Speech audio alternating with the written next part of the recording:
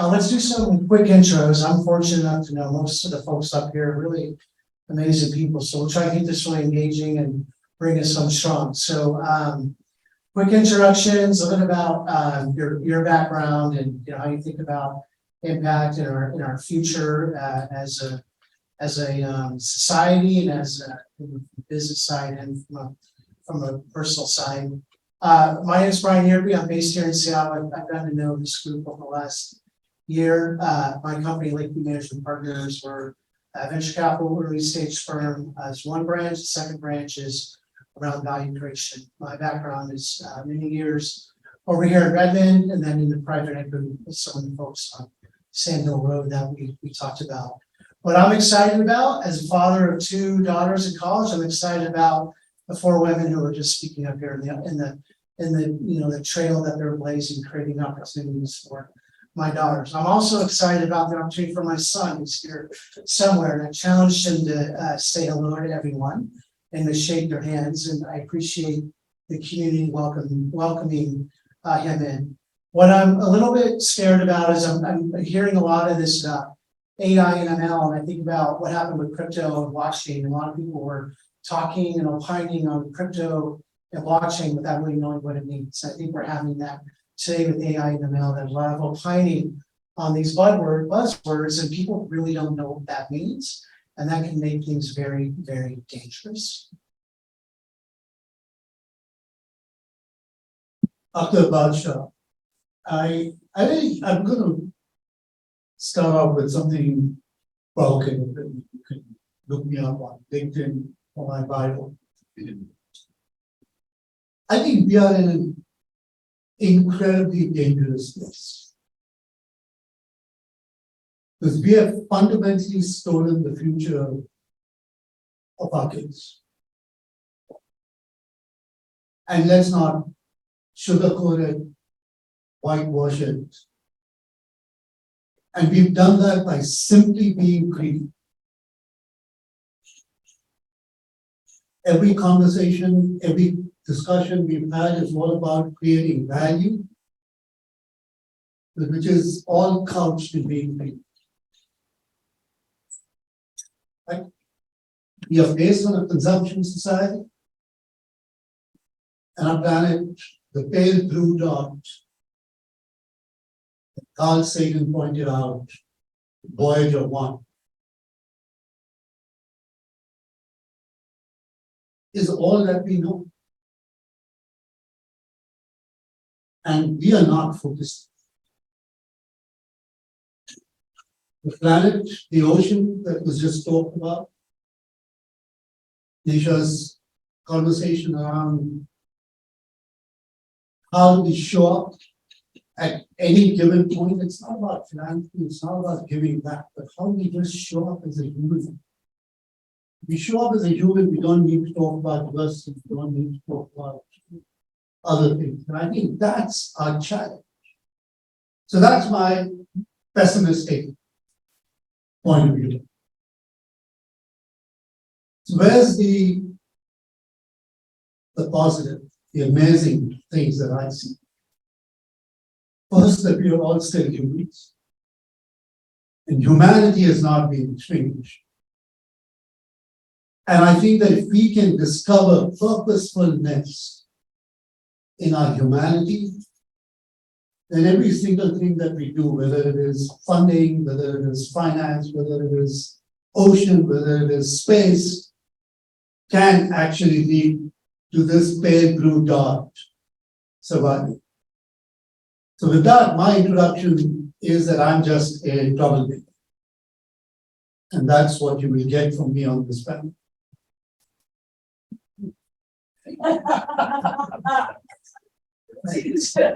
Okay, my name is Natalie Ellington, and I am the founder and executive director of Eileen and Callis Place, a nonprofit formed specifically to support girls that are aging, that have aged out of the foster care system.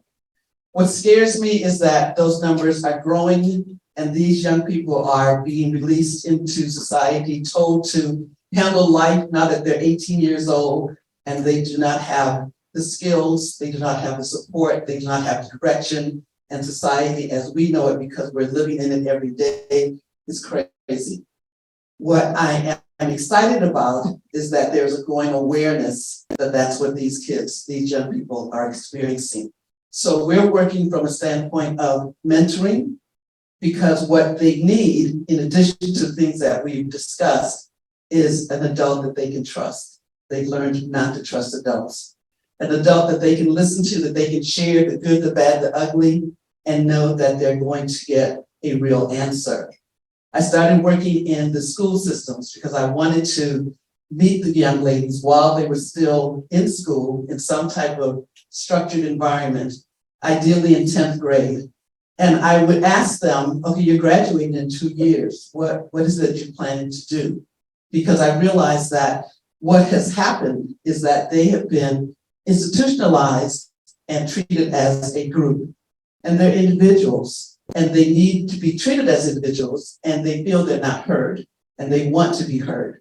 One of the first young ladies I met in the school system, this particular school would only assign a mentor if they asked for one. So I went in with an advantage. I said, I understand you want a mentor. What is it that you want from a mentor? She said, I just want somebody to listen. I said, great, no prep work for me. That young lady talked the entire school year. At the end of the school year, I said, well, okay, we weren't supposed to have contact with them outside of the school. I said, well, I'll see you in September. And I went back in September, made sure I was assigned the same young lady. And I said to her, I'm back. And she said, you're back. I said, well, I told you I was coming back.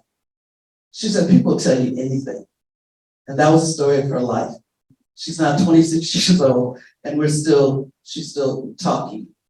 And so I'm excited about the fact that we now, with the awareness of what these young ladies are, the youth period are facing, is that we're in a position to come alongside them, to walk with them. They're still dealing with an unproportionate rate of homelessness a year after they've aged out, incarceration, unplanned pregnancies. With the drug situation growing, that's going to be next. And then we have no idea how many of these young ladies have been trafficked, but we can address that if we come alongside them. Thanks. I was just going to introduce myself, Brian. My name is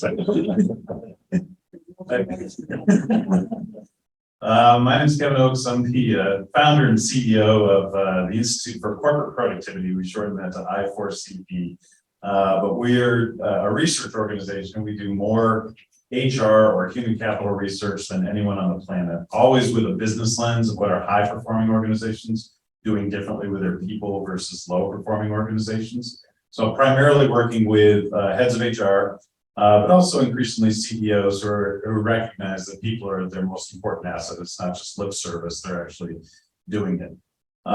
So we look at a variety of human capital topics. And so for the 4 women that were up here talking about a number of different issues, I want to tell you that we have some great data, if you want it, that more diverse workplaces, senior teams that have more women and diversity on the teams always outperform the competition. So I'd be happy to share some of that data with you. That's really all I was going to say, Brian. So I'll turn it over.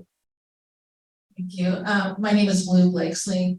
I'm coming from Save the Children. It's an international organization. We're 104 years old.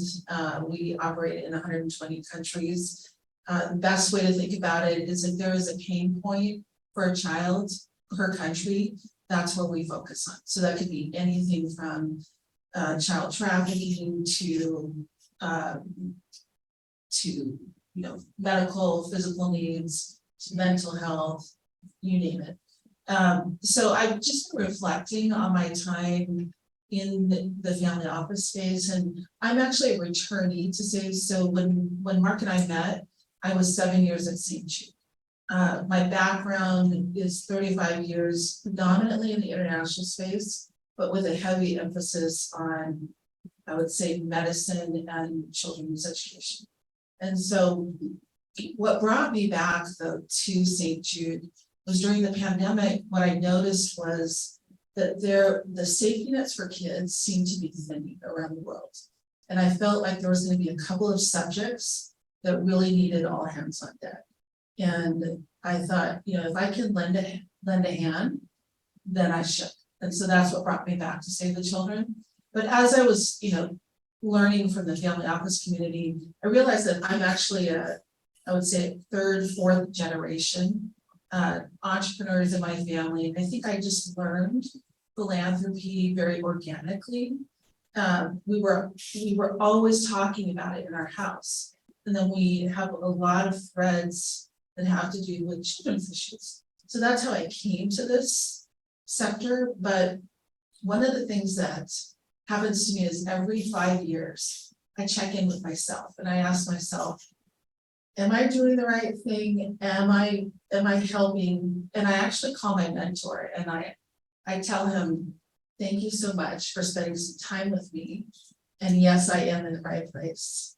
And then I move on. So.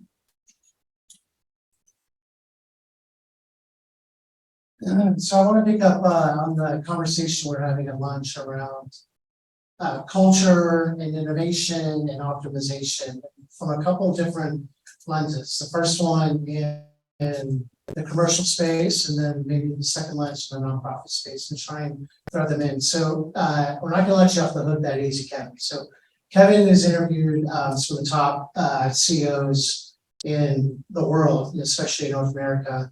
All the top CEOs around Seattle, including Steve and Satya, the changing of the guard. And I'd like for the group to hear from you specifically what you learned during that research, how that has informed the way those organizations evolve and continue to grow. And then I want to dovetail that into mentoring and purpose. So let's start with a little bit of some of the facts. There are some debates here around how our experiences have informed our opinions as opposed to what the data suggests. And let's anchor the first part of the conversation in data. All right, thank you, Brian. The research that Brian's referring to, we did a couple of years ago with 7,000 organizations, taking a look at the impact that culture has on financial performance of an organization. And we specifically looked at how easy or hard is it to change culture. Most companies that try to change culture fail, and they fail miserably. In fact, only about 15% actually succeed. And so we dove into that 15% to see if there were elements of success that others could learn from, and there might be a blueprint that they could follow in order to change culture. And we found 18 action steps that were sequential that companies could take to do that. I turned that into a book called Culture Renovation, which a number of Fortune 500 companies are using today, even branches of the military are using in order to effectively change their culture. And they're doing it because there's an inevitable fact that companies with healthy cultures, they succeed, and don't just succeed mildly, they succeed wildly. If you look at any top company today, they're going to tell you they have an incredibly healthy culture internally. The way this happens is you build a healthy culture and then you achieve financial success. It's incredibly rare to have financial success and suddenly that magically creates a great culture. The opposite is true as well. There's a lot of companies that have toxic cultures where they don't have a lot of diversity in that culture. There's not psychological safety to speak your mind. They have cultures where there's a lot of bullying that happens inside the organization. And even in this remote world that we live in today, that's increased in some of those toxic cultures. Those are the companies that usually perform poorly from a financial perspective. So I think more and more CEOs and even boards of directors now not only recognize that, but they're looking at data around the culture. They want to understand what's happening with the culture of our organization. And so we're seeing boards today demand tracking data, and they want to look at what is happening from a month to month, a quarter to quarter, year over year perspective, so that we don't have a Boeing 737 MAX issue, which was blamed on a culture of concealment inside of Boeing, or a Wells Fargo sales incentive issue, which was blamed on the culture of the company, or a WeWork that tanked because they had such a toxic culture inside the organization. That's what boards are concerned about. And as we look at, we have NextGen in the title here, new employees, they're looking at that as well. They want to make sure I'm joining a company that has a culture that can support me, that will develop me, that will help me, with mentors inside the organization. Today, it's a hell of a lot easier to figure that out with Glassdoor and a whole bunch of sites that are going to help me figure out what is the culture of the organization that I want to join. So that's been our work for a while now, part of our work anyway, around culture. And I think it might dovetail nicely into some of the other things that we've heard here. So who should I turn the mic over to, Brad? would like to comment or respond. Studies do show within the population that I'm working with, that for them to have a mentor, have one caring adult in their life, makes a difference in the success in which they will achieve. So where mentoring is our base, we do also need to address safe and secure housing, because you can not mentor someone that you can't find. Because we had one young lady that had a good job, was in school, came home, and the foster family had moved. So now she doesn't want to quit her job, she doesn't want to drop out of school, but where's she gonna sleep? So there are things that can come around the aspect of working with these young people, but recognizing that the mentoring piece means merely showing up and being consistent in that, because they know that I have someone that I can lean on regardless of what it is. And as they move into corporate, as they move on into careers, realizing that what I got through my mentor, I am now in a position to pass on to someone else that's coming through. Just,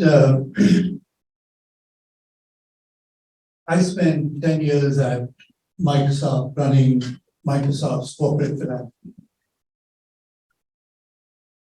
And during that time, some of the work that we did, which I then translated in my book, which is called Purpose Mindset, is we found that in any room, you can divide people up into threes.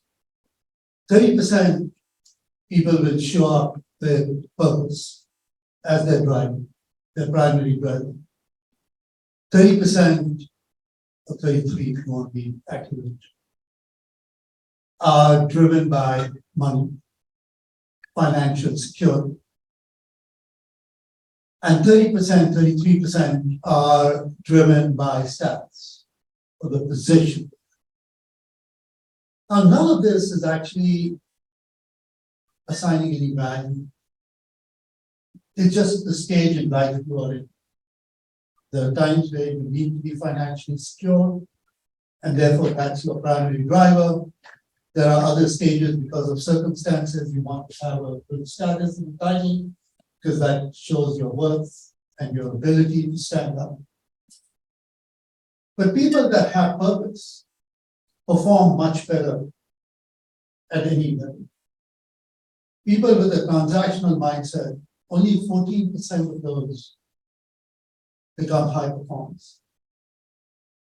So purpose becomes part of what a company needs to think about, an organization or an individual needs to think about the culture that you're building for yourself, and then the organization. And that's the work that I do now in looking at how do we get everyone really think through and approach life through a purposeful mindset. Which doesn't mean that money might not be your driver, because it may still be your driver. That doesn't mean that purpose is only about giving back and philanthropy. Purpose is really thinking about how you show up in the world in a way that you can contribute most effectively. And companies are now trying to understand that they are all using this label that we are purposeful. But McKinsey's study in April of 2021 found, they titled it, help your employees find purpose or they will walk out. That 85% of the senior management believe that the company has purpose and they can meet it. But the reverse is true for the rank and file. 85% of the rank and file actually don't believe that the company has purpose. So there is a disconnect between what leadership believes the company is headed towards and how the rest of the people come. So how we kind of bridge that gap becomes the challenge if you really believe that culture, which is true, culture eats profit and extract it, right? That's we know that. But how we get to the act of building it in a way that it is actually not just episodical. Okay, let's do a retreat, go out and talk about DEI, but then nothing happens afterwards because we've kind of checked the box. So how does this become something that is going to sustain and sustain over the long life? And that then translates back into mentorship and community building. And then looking at bigger issues that we are talking about, which is how do we look at our planet and the resource that is on this planet, which is underwater, and how do we actively think about it? So it's that shift that we need to really think about as we look at NextGen. And I don't mean NextGen just from the next generation, but it is really about the next level of approach that we need to think about if we are really focused on humanity and the survival of the individual. No? Well, I was just thinking as Actor was saying is, I mean, I really feel like if this is gonna take an ecosystem. Part of the reason that I came back to Save the Children, my focus is emerging markets. The emerging markets means something different in the nonprofit sector. We're defining what this is. But a lot of it is we need to look at the headwinds coming our direction. And that means that we need to understand the conversations that are happening for the next generation, that next level. And if we don't, so what keeps me up at night, personally after 35 years, looking at the landscape, is if we don't, we from a nonprofit sector can time ourselves out. Because there are a lot of conversations, a lot of ideas. For example, a lot of the decentralization, that kind of conversation is leading incredible thoughts. But if we don't have a seat at the table, we can't participate. We also cannot converse with regards to blockchain. We need to be able to, because there are philanthropists out there that have that kind of asset. And so if we look like we don't understand that, well, then we can't come to the table. That's a problem, because actually it's gonna take all of us. So, from a Save the Children perspective, we have a deep bench of knowledge. And we need to be at the table to be able to say, we can share our knowledge. We can, tell you a little bit about our experience. We hope that would be helpful. But we've got to be in this ecosystem to do it. Okay, I'm gonna come back to you, Kevin, on this one. So I know your first study was on some very established publicly traded companies. We've been talking a little bit, a lot of us in this room are early stage investors, some CEOs in this room are raising capital. What are some of the insights that you've gleaned from those later stage CEOs, publicly held companies, that are some of those best attributes or characteristics that investors should be looking for in this room as potential leaders of portfolio companies that they're involved with? And then secondarily for Travis and some of the others, what are some, limited counsel you would give them for employee retention, employee buy-in, and to, really enhance the culture that might exist today? Table tags then. I guess first and foremost is just pay attention to the people. I meet a lot of startups that have gotten to a couple hundred, 250 people, and HR was an afterthought. It's kind of like the last thing that they thought about putting in place leadership for.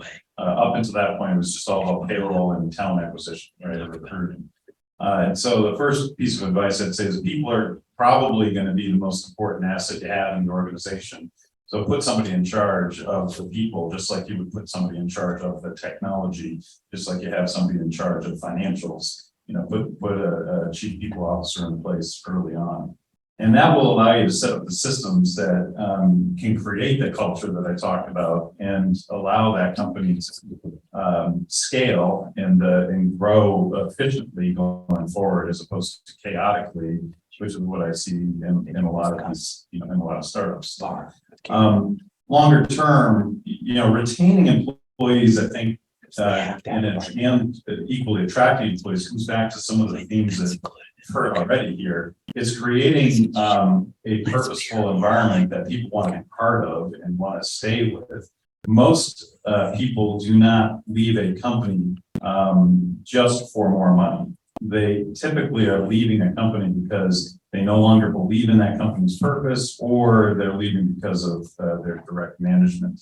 And so if you can create an environment that people feel like I'm growing in, I believe in the cause of what we're doing as an organization, those are the ones that are going to stick around, but equally they're going to tell others about how great the company is, and your employer brand will grow.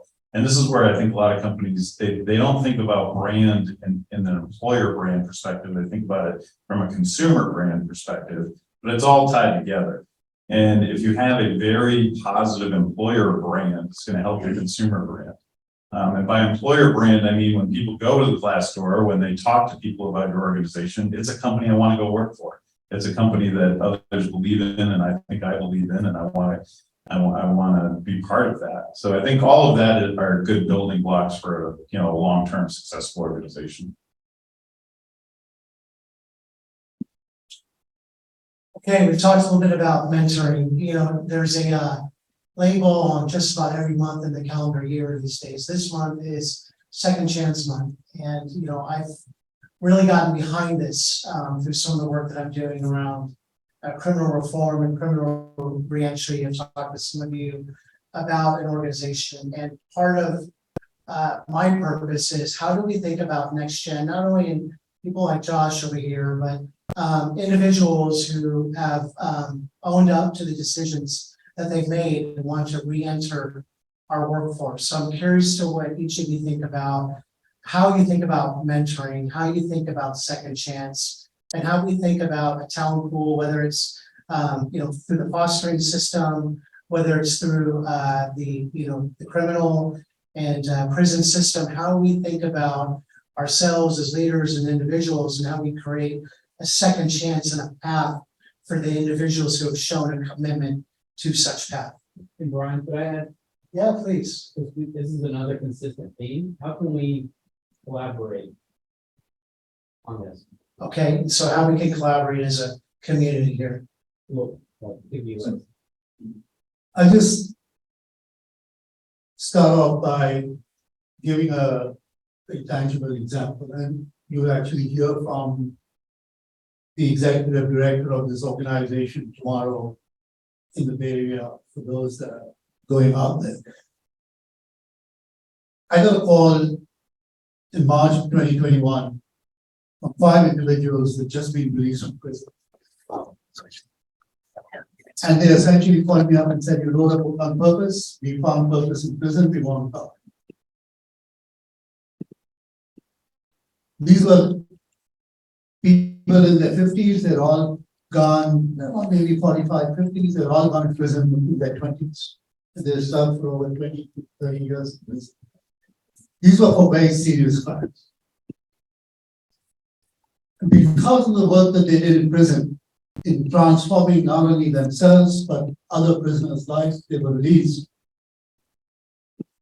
And the only thing that drove them was the why to survive. And that was purpose. CROP is the organization. Mhm. And they basically have started an effort to rethink re-entry in the judicial system. How do we get formerly incarcerated folks to come out of the system with dignity, get them housing, get them training, and get them into high income jobs in the tech sector and other sectors? So how do we think about collaboration where a human mind can be utilized, whatever that circumstances may be? And for all of us, it is actually very important to kind of think about where can we add value through mentorship, through capacity, through employment. Because they have paid for the clients. They have served their time.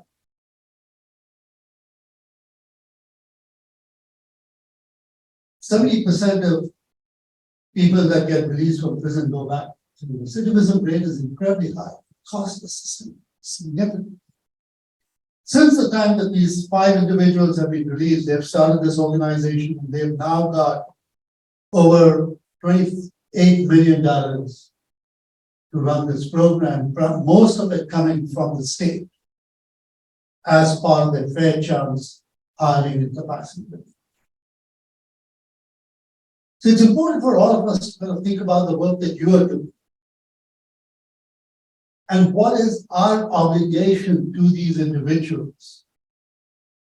So it's not just about writing a check, but it is about our time, our talent, our acumen, and then our people.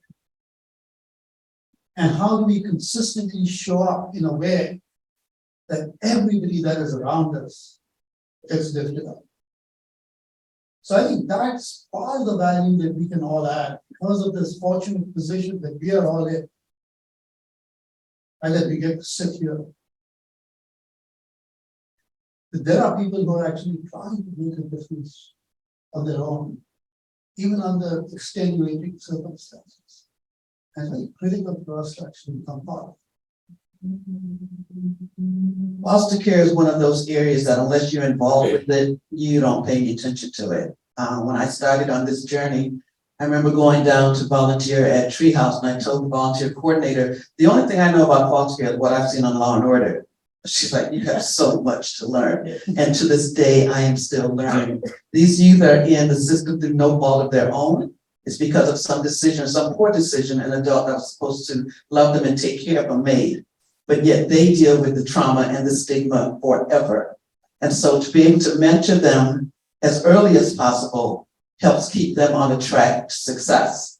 We just recently, within the last 2 weeks, started a conversation about those that are incarcerated, because that's one of the outcomes from the system, and how we can, while they're there, work with them so that when they are released, they are not on the recidivism track, but able to work and get their life together. So working with employers that have internship programs and other cases that will work with these students at the will be entry-level positions or training institutions, colleges now that are starting programs that will fund a portion of their schooling because they've got to get the skill set if they're even going to be able to survive. So with that collaboration, our job, we start by looking at the resources. And then as we meet the young ladies, as we train our mentors, our instruction to them is your goal is to get to know this young lady. Whether it takes a month, 6 months, a year, it doesn't matter.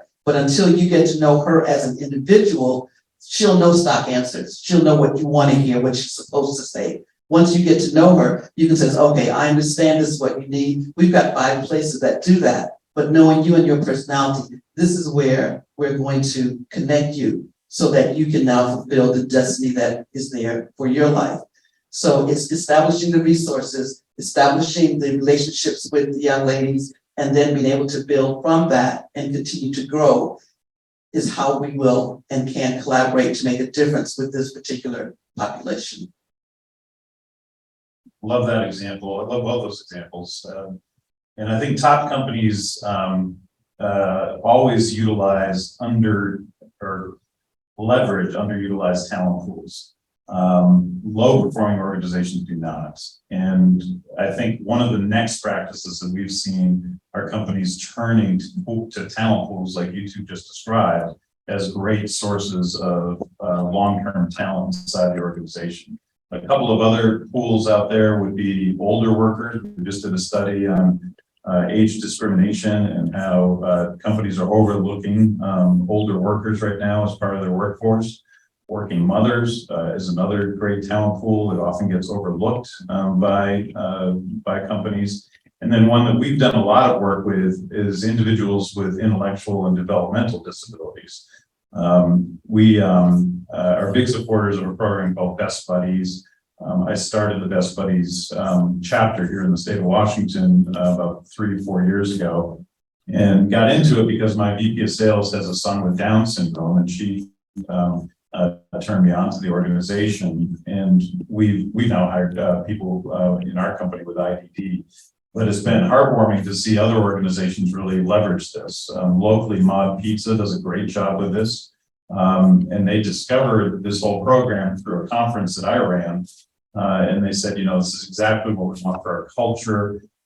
It's exactly the kind of workers we want, because, and we've done a lot of research on this that shows people with IDD, you know, turn out to be great workers. But that's one example of an underutilized talent pool. Another one are you know, people with general disabilities that tend to get overlooked, you know, when we're hiring. So I guess the message to companies in general is don't overlook these pools, because a lot of other people are, and it's a great source of top talent long term. I mean, I think I'm in a community that actually thinks like this, which is giving back and a pillar of philanthropy. So I don't think I'm gonna say anything amazing right now, but you know, for myself, when someone calls me, it's a NextGen person, or whoever it is, I think, what can I offer? Oftentimes it's my time. So I will be on a phone with someone if they want some advice with my lane of work. Actually, I was right before I came up here, there was a gentleman that was at the Enterprise car place, and he happened to hear something about something I did, and he said, "Kurt, you're Kurt," and I said, "Sure." And so then he ended up calling me, and we spoke for about an hour and a half, and what he said was, "I never get time with people to really ask these questions. Thank you so much." And I think, you know, I'm speaking to a crowd of people who probably do the same thing, but I can offer that, so I do. The other thing I would say is, in many years ago, I spent a year traveling, and I was in an ecosystem that had 15 countries represented, lots of different states. We were volunteering every third day. So we did a lot of things, but what I learned from that is it's really important to get into uncomfortable spaces, because you can't understand the other side if you actually aren't sitting at the table with someone. So I try to challenge myself to do that. And I think that's really important. From a Save the Children perspective, there's a lot of different ways that we try to help people engage. So for example, I'll just give you one example. We have this really great platform for women. It's called 100 Strong. And we basically build an ecosystem. And that ecosystem allows women to come together around the topic of philanthropy, but they get to mentor also and be in conversation together. And that has been very vibrant.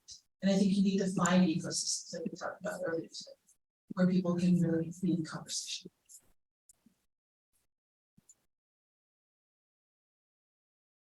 So we have a few more minutes, Mark. Yeah. Call for any questions? Mary's got one.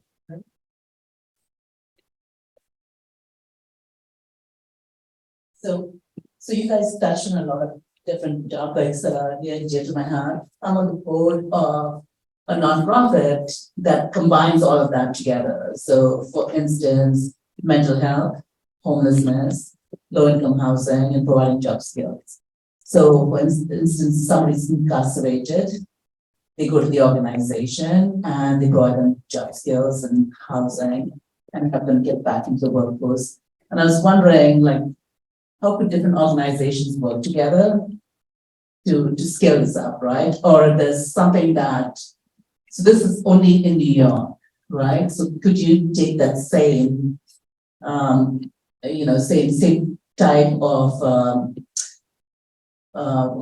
community and put it elsewhere, like in Washington or San Francisco, and help with homelessness, mental health, and all that stuff?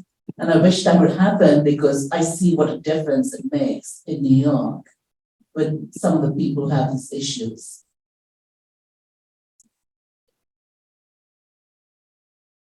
You want to respond? Yeah, I mean, so there are two responses. One, there are lots of organizations that are doing similar things all over the world. And in some ways, that's fine. Because these are very localized issues that need to be tackled. Scale is always not a cookie cutter replication. Right? At times, To help me take the solution, right, in one place. yeah, but so think about it as spread. Europe is a great example of how things spread because it became successful. Other companies, other communities then decided everything. And other organizations tried to partner. One of the things that we lack in the nonprofit sector is the ability to copy and steal. Companies do that all the time. We should do all of that. Right. Exactly. So I believe that we should just. Part of the challenge is that funders don't provide incentives for sharing ideas. They like to do that then. Yeah, and they want to actually just fund the solution. Now, there are several organizations here within the Seattle, the King County area that does what it is you just described. And so I make it a point to stay in touch with all of them so that when we have the need, we'll know who to call. Sometimes it's about location. We do a lot with Dress with Success. So every month they send us, here's what's available, here's the classes, and they're either no cost or very, very low cost. We then share that information out so that the young ladies know if you need to take this computer literacy, or if you want this financial class, or if you want this money matters, or if you want, it's available to you. So we do the work of finding out what's there and then make sure that our young ladies are aware of it. And then if need be, then we can get them to that. But exactly what you said, it's readily available here. When I found this out, I thought, oh gosh, I don't think people know this. So just from an international nonprofit perspective, I'm gonna add that there is an ecosystem where CEOs in the INGO space actually congregate. And the purpose for that is so they can cross share. So for example, when the earthquakes hit Syria and Turkey, there needed to be cross conversation, because if you don't have that, you can't actually expedite properly or its capacity.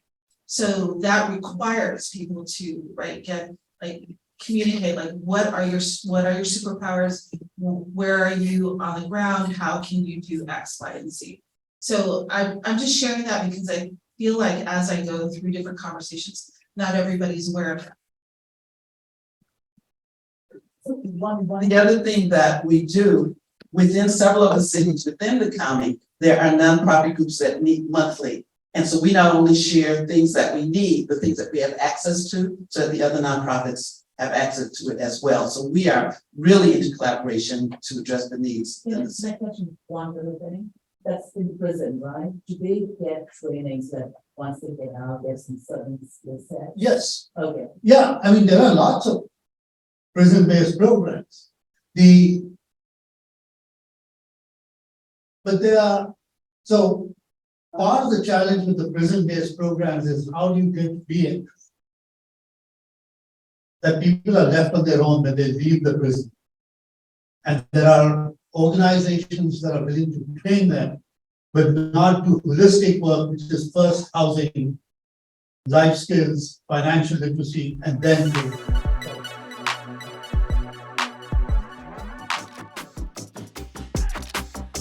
Come join our 361 firm community of investors and thought leaders.